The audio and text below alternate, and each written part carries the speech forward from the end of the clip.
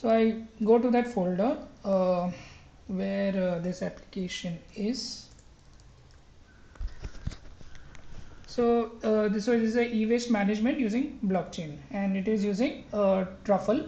So Truffle is a Ethereum virtual machine which creates you the Ethereum network, and Ethereum is basically a blockchain that helps you track the supply chain of goods and services that are exchanged on the blockchain. And one of the biggest benefit of Ethereum is it can you can attach your documents and you can execute some code.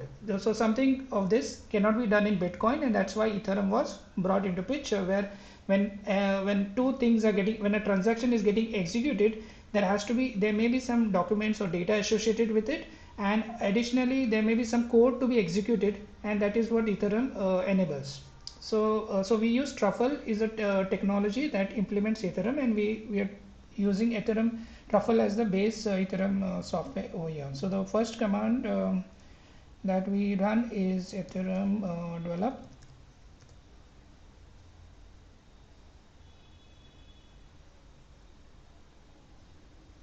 Right. So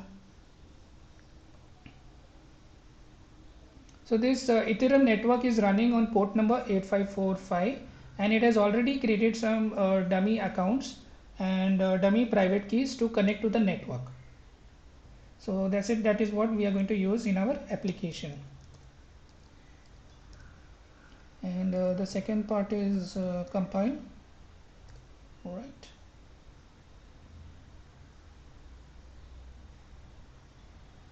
So these are the contracts getting through. Yesterday I did mention node contract. It has all the details, right? All the data that we want to be part of that block.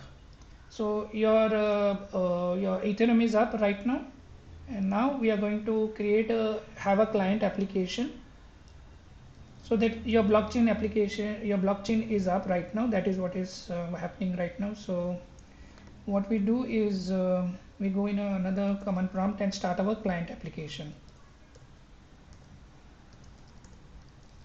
Okay, so npm run dev. So we are running the dev environment. So this is going to run a website on port number 3000.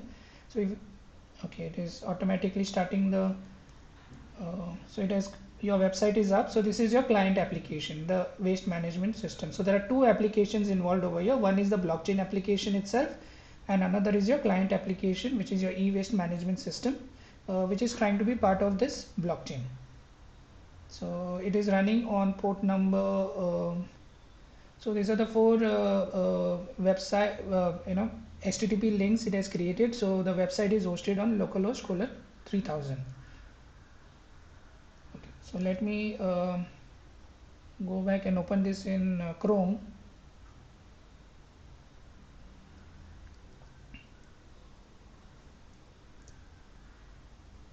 So your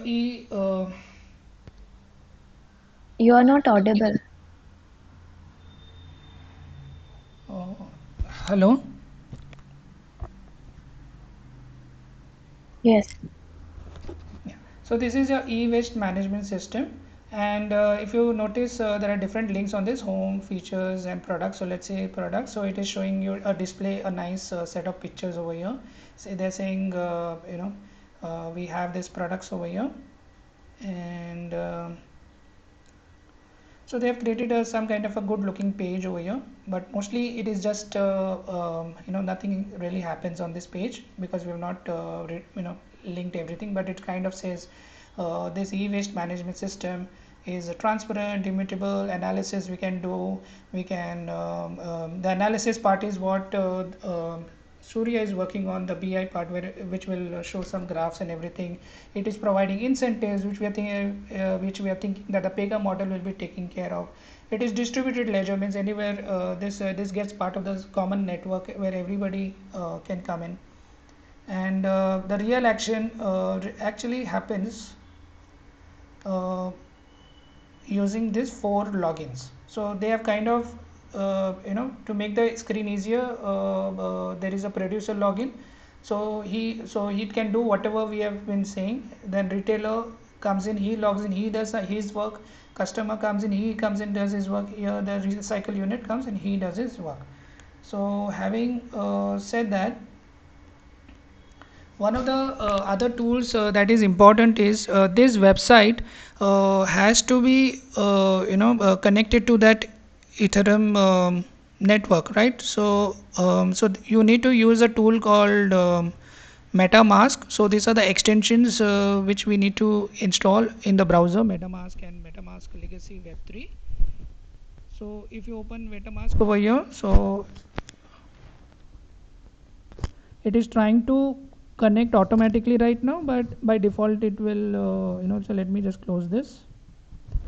So you, in order to, for this to work, we need to create a Ethereum account. So I have my Ethereum account which is created for my email ID, which is D'Souza James 38 gmail.com.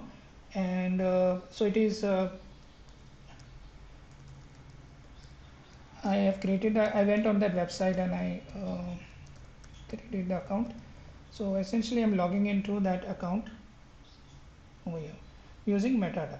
So my account, my Ethereum account, it says there is 100 TH in account 2. And if you see the activity, there are 2 contracts that has happened over here, means 2 transactions that has happened already. So this is your blockchain data. And so if you notice, I am here right now connected over here. By default this will not be connected, so let me say this is not connected. How can I disconnect this?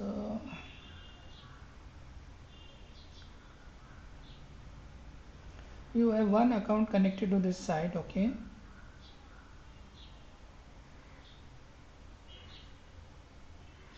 Yeah, so I can disconnect from my system over here, and now it says it is not connected. So now I can connect whatever website is given over here. It will try to connect to that, and I'll manually connect.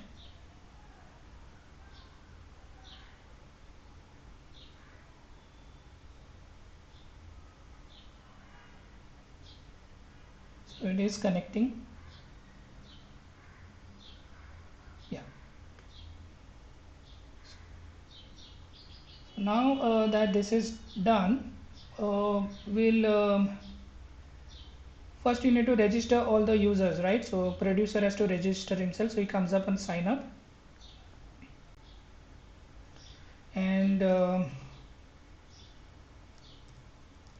so there is a process for setting up the Ethereum account. We need to give this private key, and I have already done that. So where the private key is coming from? Private key is coming from Truffle itself. They have generated some private key. So this is the private key I used, and this private key is associated with this account over here. So whenever I'm doing the transaction, it will be connecting to this account on the blockchain and recording all my transaction. So if you see 6B99E is here, 6B99EB is the same account, which is for prototype purpose. These 9 accounts have been created. So I'm coming as a producer number 1. So let's say I am iPhone company, and I register myself as producer, and then I go ahead and I register. The moment I register myself, a code gets called which is invoking the Ethereum network, and it says, do you want to confirm this transaction? And it says confirm. So details are hidden while you share on the screen. Okay, so ideally this will say your transaction was successful or not successful. So if I see the MetaMask tool, okay, it says the transaction failed, and this does happen. It did happen in the morning also. Let me see if I can account details. So these are the issues I'm facing with all this blockchain part. Settings, I hope it works now. I have to go and reset the account. So reset. close. Okay, everything is gone. So let me try the transaction again. So producer 1, iPhone is the company, account address, part of as a producer register is gets connected to the blockchain network. And now the gas fee is basically the charges you're going to pay for the people person who is actually hosting the server. Now I am hosting the server, means I will get this money. That is a small fee that I pay for this transaction. So it is 0.0000066 ether. So you need to, if how much is 1 ether, you need to just see on the currency, and you will know 1 ether is around a lot of big money. So I'll say confirm. So let's see whether this transaction is done. Yeah, so you see this transaction was successful. I sent it to 0x038 whatever, so it has gone from this account 0x6p99 to 0x which is hexadecimal 3085. So the one transaction has been recorded for this particular for this particular producer. So now that we have done this, we'll register in the same way. We'll go to home. This is going to be time consuming, but it is important definitely, I know. But consumer 1, sorry, retailer, right? Yes. So retailer 1 is iPhone shopkeeper, let's say, and he's connecting to the same account address, and he's saying I'm a retailer. So I'm just going to, I don't know whether I should no problem, I'll just keep the name for understanding purpose. So I register myself as retailer, and again some similar transaction happens over here, and say confirm. Show all. Okay, it's failed. I do not know why it's failed. Oh, confirm. Okay, good. Yeah. So you see, there's a second transaction that has been recorded at 0 ETH. So some gas price has gone, but it's 0 ETH. Now this number 99.999, why it is not reducing, that I'm not, I think that part of the code is not written, and because this is a prototype application, so this thing is constant. But here we are seeing two one transaction has been created for producer, one transaction has been created for consumer. So now that I have done that, I'll go and create another two roles. I register myself. This time I register myself as uh, retailer is done, customer, right? Consumer. Consumer. So but here they are using the name consumer as, okay, consumer. So consumer 1 comes in, let's say, and he says James is a consumer, for example. Okay, register. The third transaction gets recorded, and the transaction is confirmed. Two transaction confirmed. Okay, so this time I'm not going to see, I'll not confirm. I'm assuming the transaction has gone through successfully. I'll register myself as the fourth participant, the recycling unit. This unit is basically responsible it to actually recycle it. So I'll say, let's say this is Ayushi's recycling shop or unit, whatever it is, whoever is managing the recycling. So register. So everybody is on the network, and now I will try to log in as each person and see what can be done through this. So I go to login, and I'll try to log in as a producer. Please log in with the producer account to access this page. Why am I getting this error?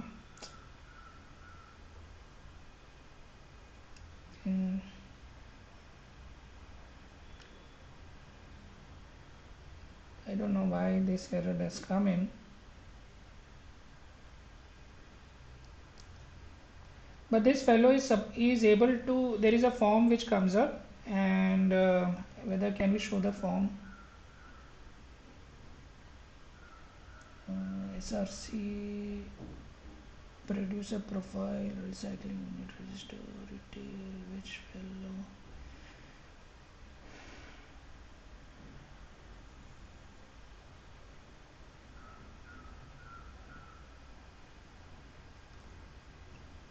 this application was working fine until yesterday. Today also it created some problem, but I removed that error. Now the second problem is also coming. Okay, it's saying it's loading. It's not giving me the. Can I open it in Notepad++?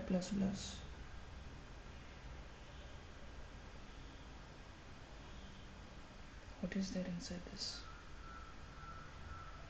Yeah.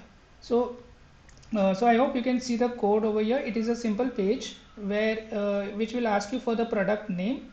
Then it will ask you for the weight of the glass, right? Then it will ask you what is the weight of the plastic. Now I could have barcoded this input, but here manually we are entering in because it's a prototype. Weight of nickel we are adding for that particular product. So who is adding this? A producer is adding this. Okay, remember this. Then the weight of copper, weight of magnesium, and the price and the type. So and then they say what is it type mobile, television, laptop or speaker. He chooses from the options which is a drop down, and he says how many mobiles of this particular type you are producing. So I can say I'm creating 100 phones of this, so 100 records will be created for this entry.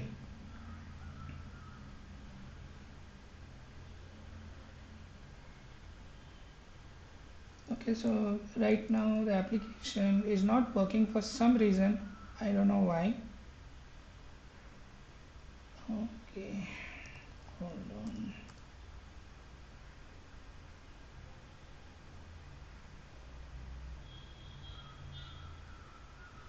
Okay, let me see if I can run this in other browser. There may be a problem.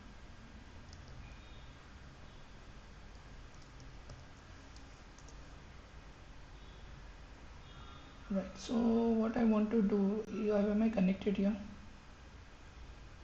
MetaMask. I am not connected to this. Import wallet, create a wallet. Okay, this I am not registered my account in this browser. So basically the Ethereum account that I created, I can import it also and start going over here. So you need to specify all the secret passphrase and everything. So this browser, it will not work right now because it is not ready. And whether this browser does not has. So if you notice now, if I am in my Firefox browser, the MetaMask is not over here because I have not integrated. But I've integrated the MetaMask in my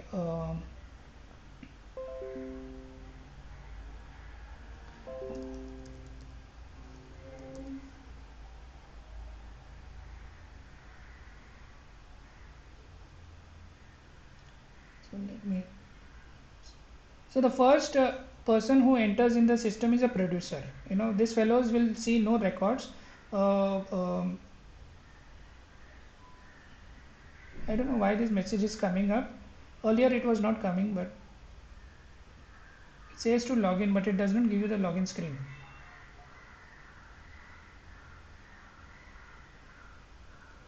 So I'll try to work on this problem, but the idea is the producer gets these forms which I displayed, right, to add the product, and after this the consumer comes in, right, a consumer profile, not consumer, sorry, retailer profile. This page comes up. So what does this fellow also will not show up, see. So let me open this in how do I view, maybe Notepad. So what is there in this page?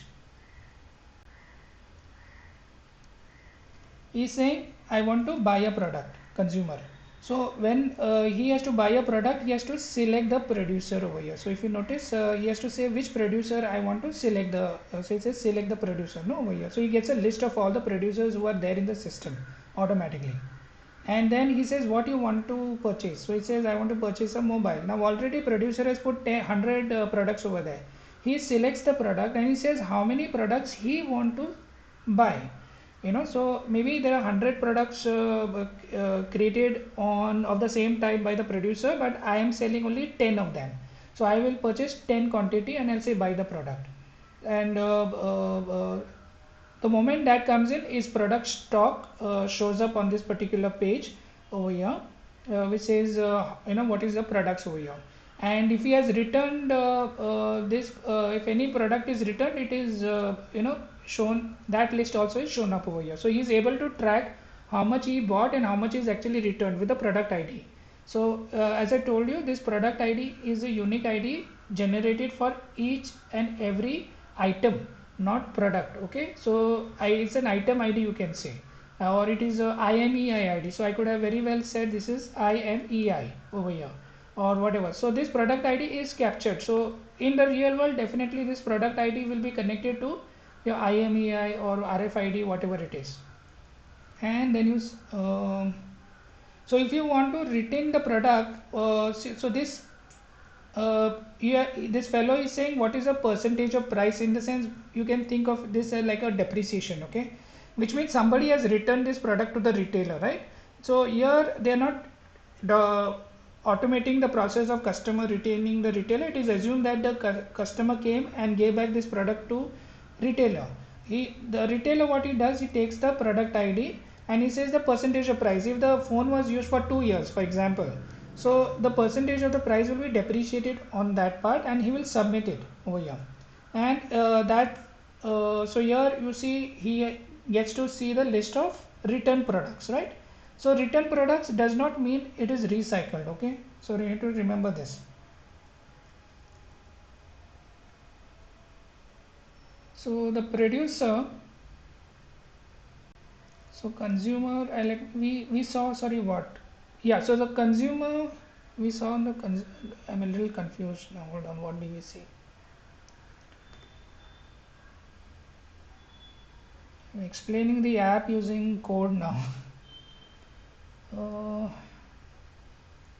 Yeah, so the consumer, basically his page, he's able to buy the product from the retailer. So when he comes on the page, he selects the retailer, actually which retailer I'm purchasing the product from, and everything remains the same. And he sees a list of return products also over here. So if he has bought the product, he will see it over here. So that is what this page is doing. The producer, as I told you all, okay,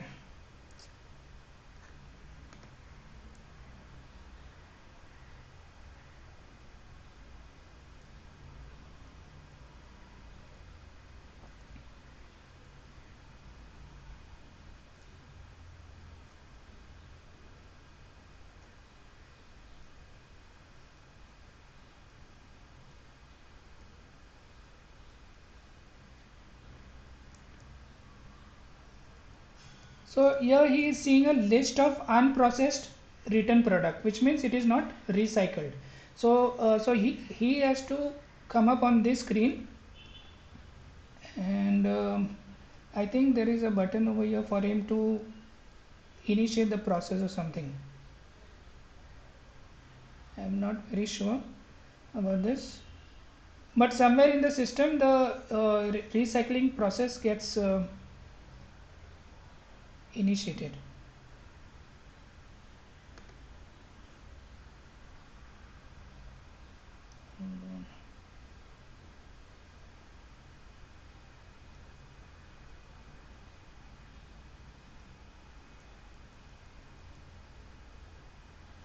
So this page seems to be having a way to reuse it also, right? Reused weight of glass.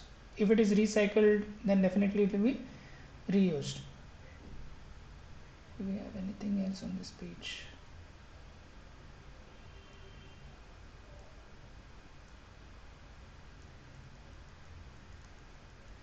So if the in the entire process, if any products was recycled, or it will show up over here.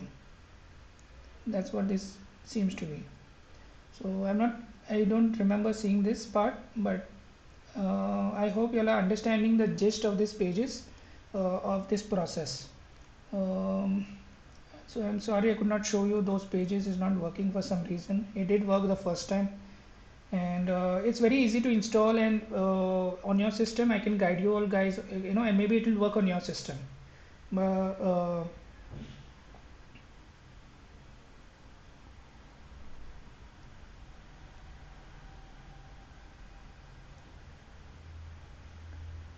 yeah, so the thing is, now this website, this is a client application which is running on HTTP localhost 33,000, and this fellow is a Ethereum server which is running over here.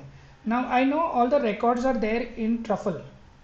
Now what do I do with this data? Who can see the data? Can I query the data? That is all, that is where the extended application comes into place. And and that is what the diagram I try to explain you all. So let me just quickly show you the diagram. So all this data that is collected over here by different producer. So if you look at the blockchain architecture, the blockchain architecture is a producer, retailer, consumer, recycling unit is coming in, and they're operating on this website, and this website is interacting with Ethereum network server on port number 8545. This network server has created a blockchain of records for everything that is happening in the for that particular product, whether it is produced, whether it is bought, whether it is returned, whether it is recycled or reused. And every time this record is getting tracked in blockchain, that it is attached to the smart contract, which is attached to the data actually, which contains the weight of the glass, plastic and various metals.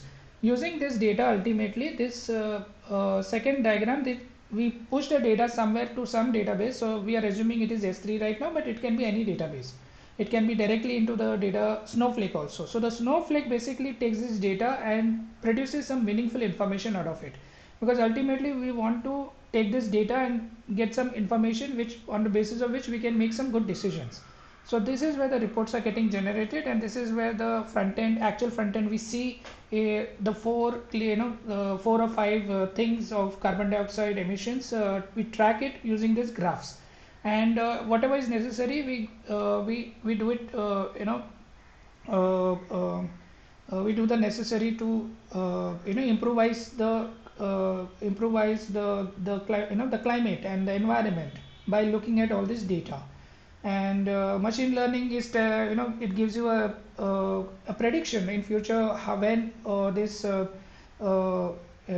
carbon dioxide emission is going to be reduced, and what are the challenges, which element is the cause for the rate of increase, because your report by raw material will tell you that nickel is responsible for greatest carbon dioxide emission, and you need to work on this problem for this particular country or for this particular company.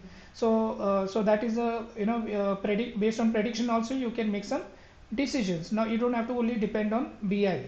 So and other than that, the incentive program model, what it does, it takes the same data over here. It knows who is the producer in the chain, who's the consumer in the chain, whether this was got recycled, whom should I give incentive, how much should I give incentive to producer, how much should I give incentives to other players in the process. And definitely the recycling unit business is a very good business, right? Because that person is recycling then, and there's a lot of waste, then waste is also can be converted into profit. And so that is what this Pegam application is supposed to do: take the data and interface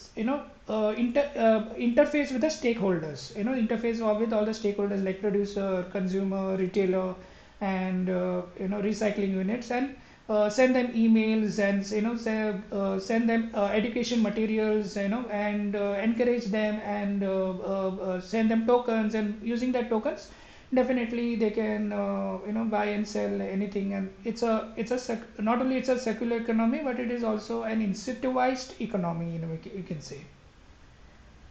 Okay, so any questions, or should I stop the recording? Can I stop the recording? Uh, I James, actually I don't have any questions, but really this is great work and finding. And one suggestion is like as this is an open source project.